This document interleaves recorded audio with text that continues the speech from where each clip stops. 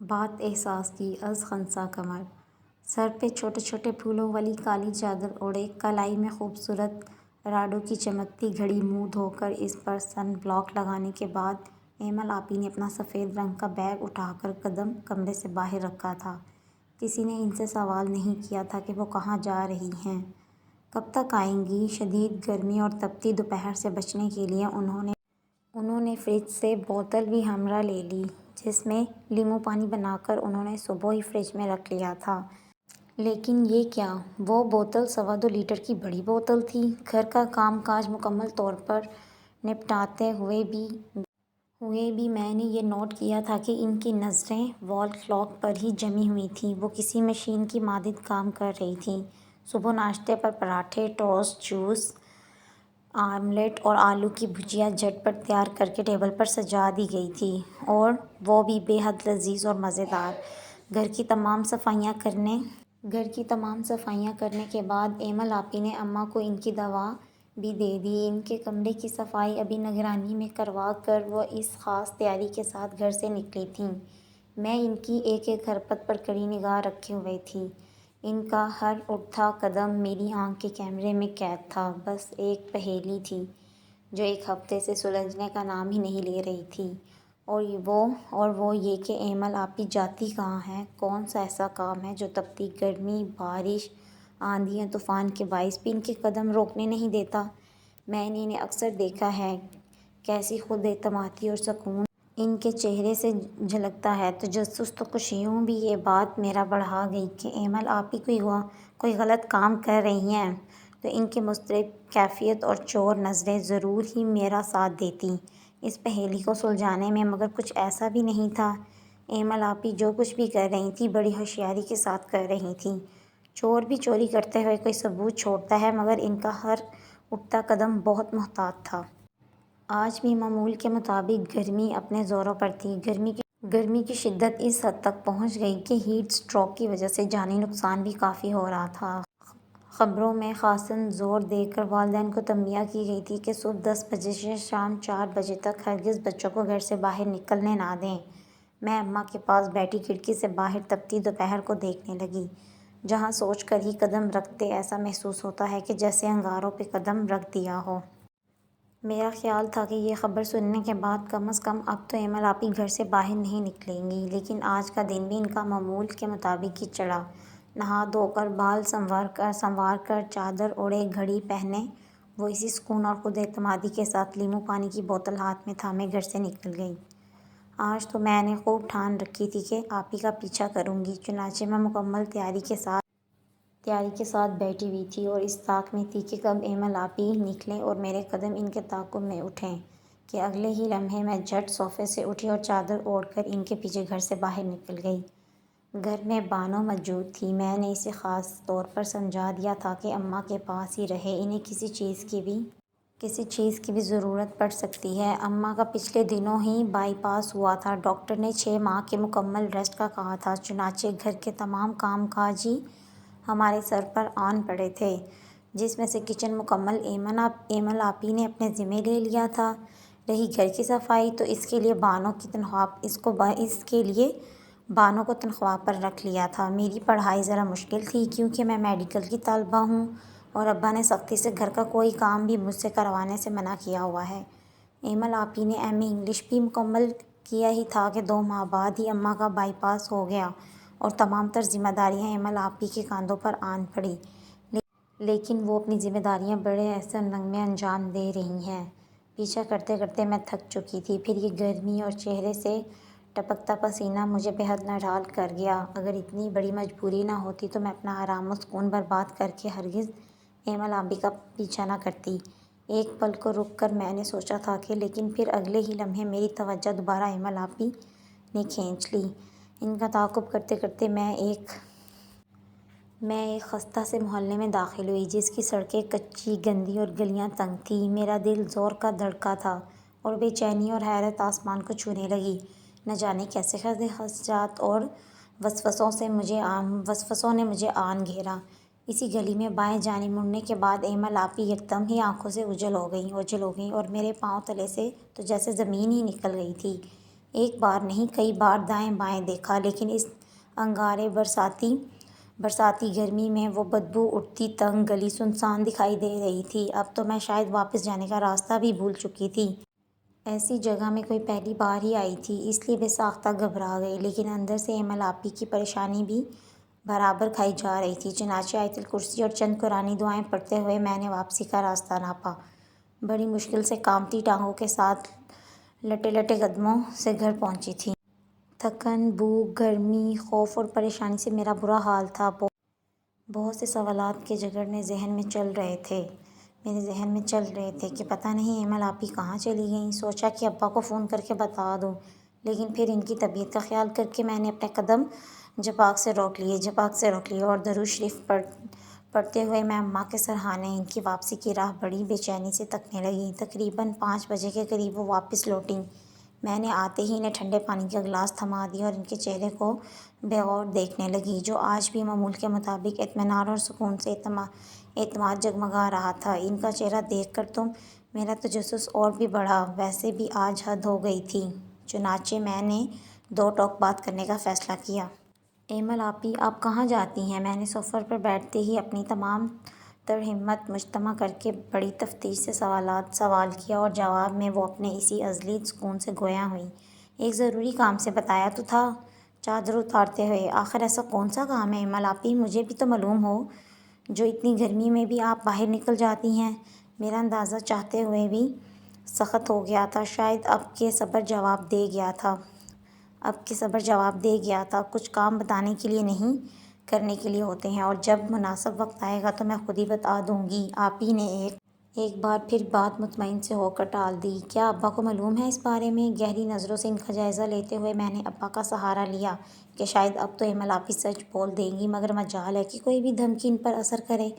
ہاں بالکل، ان کی اجازت کے بنا پر بھلا کوئی قدم اٹھا سکتی ہوں۔ ان کے جواب پر میں ہکا بکا رہ گئی۔ ہر پوائنٹ پر وہ مجھے حیران کر رہی تھی۔ تو آپ گاڑی کیوں نہیں لے کر جاتی، پیدل ہی کیوں چل پڑتی ہیں؟ اپنے ذہن میں ابھرنے والے اگلے سوال پر میں خاموش نہیں رہ سکی۔ اذیت ہوتی ہے مجھے بھی اور کسی اور کو بھی، اس گاڑی کی وجہ سے۔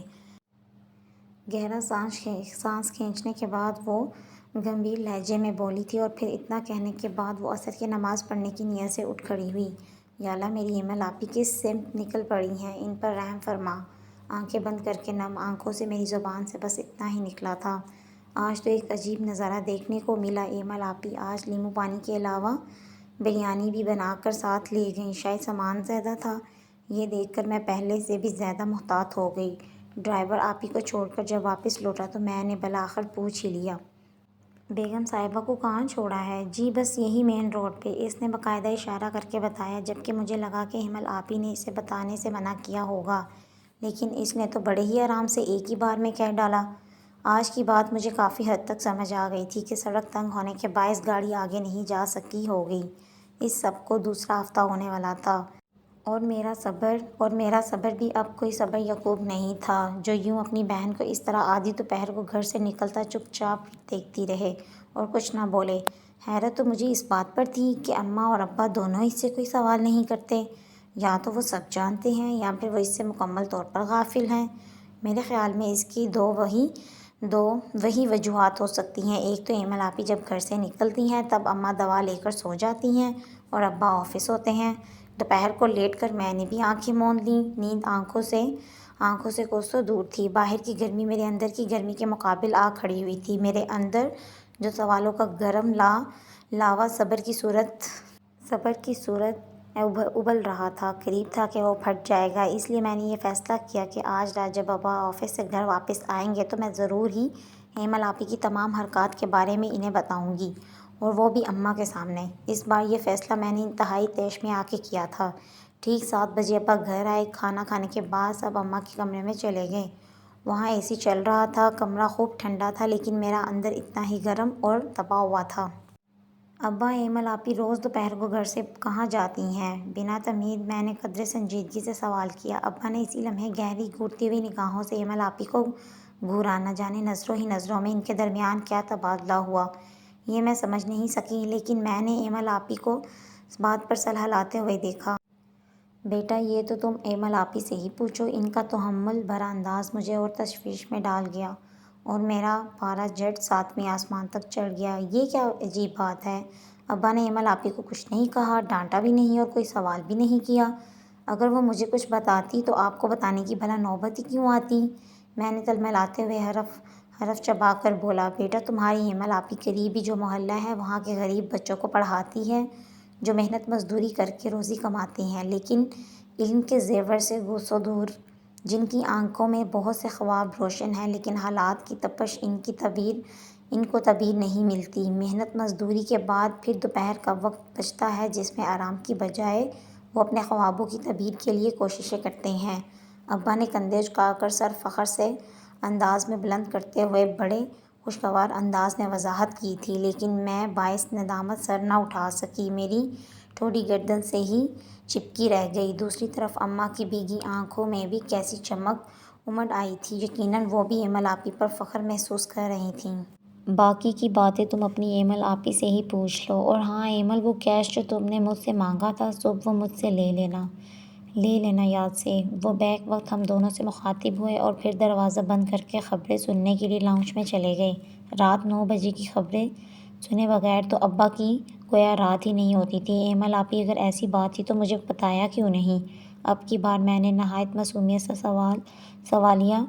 سوالیہ ابرو اٹھائی۔ میرا غصہ پل بھر میں جھاگ کی طرح بیٹھا تھا۔ مجھے لوگوں کی نظروں میں عظیم بننے کا کوئی شوق نہیں۔ خدا کی نظر میں مجھے عظیم بننا ہے تو پھر لوگوں کو کیوں بتاؤں؟ بندوں کا کام خدا کو خوش کرنا ہے، اور جو نیکی دکھاوے کے لیے کی جائے اس کا اجر ضائع ہو جاتا ہے۔ ایمل آپی نے سر جھکا کر مجھے بھرپور صحیح کیا اور مجھے بے ساختہ ایسا لگا کہ بہت سے کانٹے میرے حلق میں چبھنے لگے ہیں۔ مجھ سے مزید کچھ پوچھا ہی نہیں گیا۔ بچپن سے میں ان بچوں کو کام کرتے دیکھتی تھی اور سوچتی تھی کہ اگر ایک ذہین بچہ بھی اپنی غربت کی وجہ سے پڑھنے سے محروم رہ گیا تو اس کا گناہ ہم سب کے سر پر ہوگا۔ ہم فری ٹیوشن پڑھا کر ان کی مدد کر سکتے ہیں۔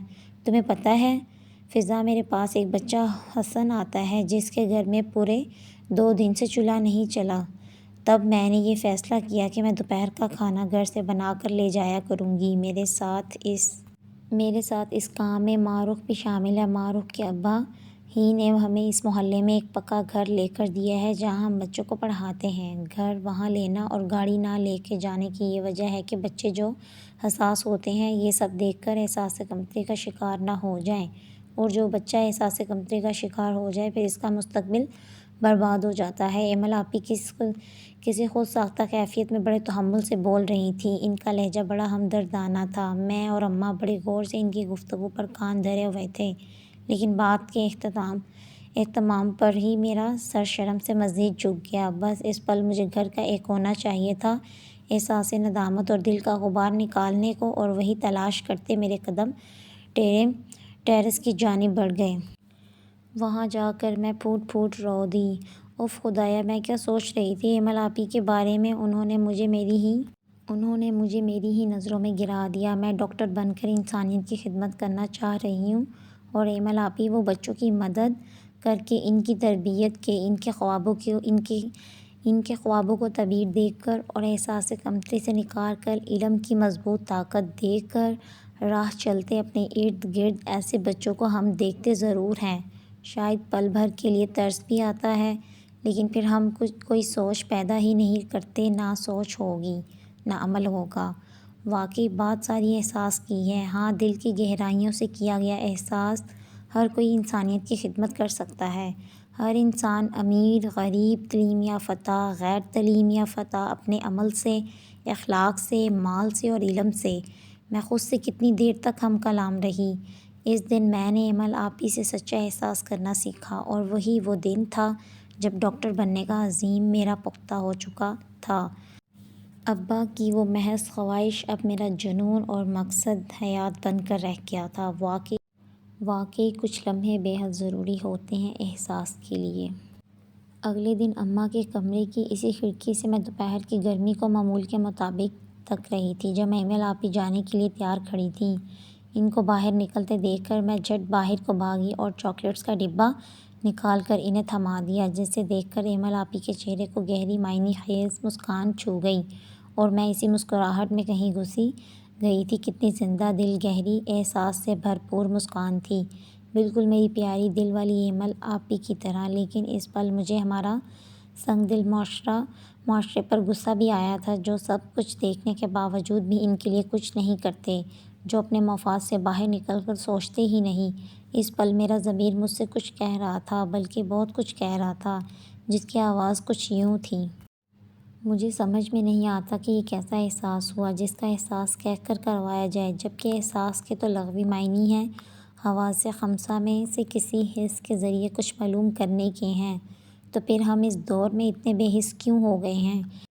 ٹھیک ہے، میں مانتی ہوں کہ انسان بے حس نہیں ہوتا، بلکہ وقت اور حالات اسے بے حس بنا دیتے ہیں، مگر اپنی تمام حسیات کو سلانا بھی ہمارا ہی فیصلہ ہوتا ہے، جیسے کہ میں ایک نہایت ہی احمقانہ فیصلہ سمجھتی ہوں، کیونکہ یہ تو بالکل ایسا ہی ہوا جیسے کسی پیڑ نے اپنے اوپر سے تمام لذیذ اور منافع بخش پھل اتار کر پھینک دیے ہوں، اور پھر وہ ایک بانجھ درخت بن جائے، اس زمین سے زرخیزی ختم ہو جائے۔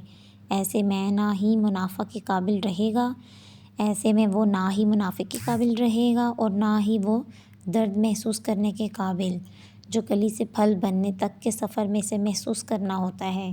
اس لیے میرا ماننا ہے کہ احساس ہی ہمیں بناتا، سنوارتا اور پروان چڑھاتا ہے۔ اسے کبھی اپنی زندگی سے نکال کر مت پھینکیے۔ جو رشتہ بھی احساس سے گندا جائے گا، وہ کامیابی کی اپنی مثال آپ ہوگا۔ بے شک یہ دنیا ہے، اور یہاں دنیاوی منافعوں میں پڑے بے حس لوگ ہیں، اس لیے جس چیز کی کمی ہو اس کی قیمت بھی زیادہ ہوتی ہے۔ پھل دار پیڑ بن کر خود کو قیمتی بنا لیں، اور پھر یقین رکھیں کہ اللہ ایسے انسان کو کبھی ضائع ہونے نہیں دے گا۔ اگر اب بھی آپ کے اندر کوئی احساس نہیں جاگا، تو میں بس اتنا ہی کہوں گی کہ بات ساری احساس کی تھی۔ کتنی دیر تک میں اپنے ضمیر کی عدالت میں پیش رہی، اس کا مجھے احساس ہی نہ ہو پایا۔ وہ گرمی جو مجھے اندر کمرے میں بیٹھ کر آگ لگا کرتی تھی، آج میں جتنی بے خبر اس آگ میں جل رہی ہوں، کتنا فرق پڑ گیا تھا۔ زندگی میں احساس کے ہونے اور نہ ہونے سے احساس نہیں تھا تو صرف اپنی فکر تھی، اور گرمی، تپش اور سزا معلوم ہوتی تھی۔ آج احساس ہے تو سب کی فکر اس گرم شعلہ برساتی دھوپ میں بھی اندر برابر ابل رہی ہے۔ یہ ایمل آپی نے بھی مجھے کیا سے کیا بنا دیا۔ بے ساختہ میری ہنسی چھوٹ گئی، اور پھر کھلکھلاتی ہوئی میں نے واپس اندر کی راہ لی۔